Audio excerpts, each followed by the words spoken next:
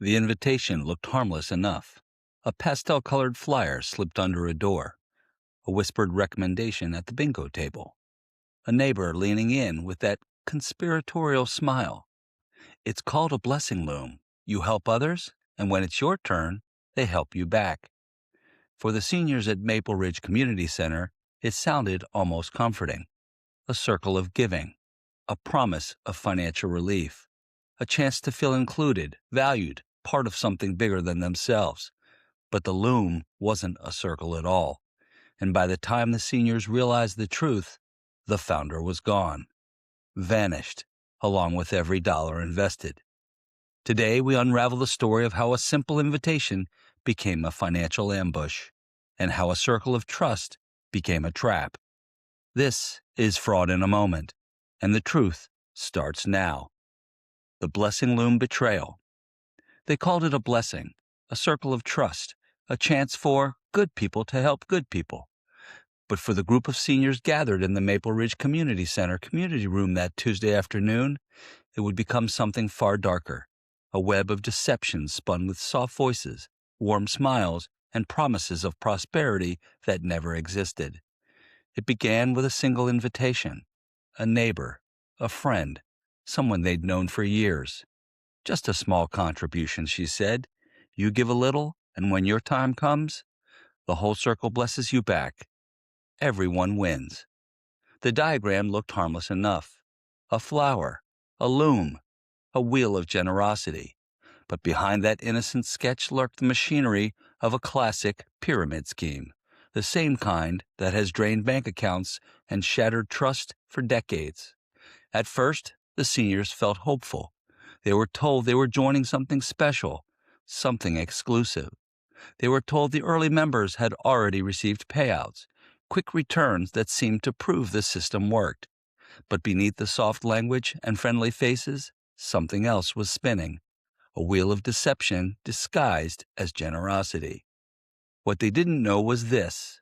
Those early blessings weren't profits at all. They were simply the entry fees of the next wave of recruits, money pulled from the pockets of newcomers and handed to the people at the top. A house of cards disguised as a miracle. It was a funnel, a pyramid, a machine that fed on trust, pulling in new members with the promise of quick returns while quietly funneling their money upward to the person who'd started it all. As the weeks passed, the pressure grew, often with pithy pleas. Bring in 2 more people, fill your circle, keep the loom spinning. Eventually, some seniors hesitated. Some started asking questions. The scammers were ready. They used guilt. They used faith. They used friendship. They used every emotional lever they could to pull and keep the money flowing upward. And then, as it always does, the loom collapsed. By the time the seniors realized the truth, the founding organizer vanished. The payouts stopped. The blessing was nothing more than their own entry fees.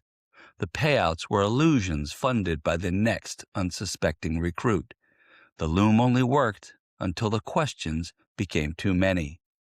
The circle of blessings dissolved into silence, and the seniors who joined late, who trusted the wrong person at the wrong moment, were left with nothing but empty wallets and a sense of betrayal that cut deeper than the financial loss. The blessing loom had never been a blessing at all. It was a fraud, a pyramid scheme, a carefully engineered illusion that depended on one thing: finding people who wouldn't ask, "Why do I have to pay to join?" or "Where is this money really going?" For those seniors, the truth arrived too late, but their story, their courage in speaking up, now stands as a warning to others. Because the next time someone promises a sure thing, a community blessing, or a can't-miss opportunity, the real question isn't how much you'll gain, it's how much you stand to lose. What did we learn from this story? 1. If you must pay to join, it's not a blessing, it's a scheme. Any opportunity requiring an entry fee and recruitment is a red flag. 2. Early payouts don't prove legitimacy. In pyramid schemes, early members are paid with the money of new recruits, not real profits. 3. Scammers use trust as currency. They target seniors through friends, neighbors, and community groups because familiarity lowers defenses. 4. Pyramid schemes collapse when questions begin. If you're discouraged from asking, "Where does the money come from?" walk away. And 5. Reporting protects others. Speaking up helps stop the cycle and prevents more seniors from being harmed. The blessing Loom promised hope. It delivered heartbreak. For the seniors who joined late, the loss wasn't just financial, it was emotional. A betrayal wrapped in the language of community and kindness. But here's the truth the scammers never expect. When seniors speak up, when they share their stories, when they refuse to stay silent, the loom unravels, the illusion collapses, the pattern breaks, and the next potential victim gets a chance to step back before it's too late. If someone approaches you with a can't-miss opportunity, a circle of giving, a sure thing that requires you to pay first and recruit others later, remember the seniors of Maple Ridge.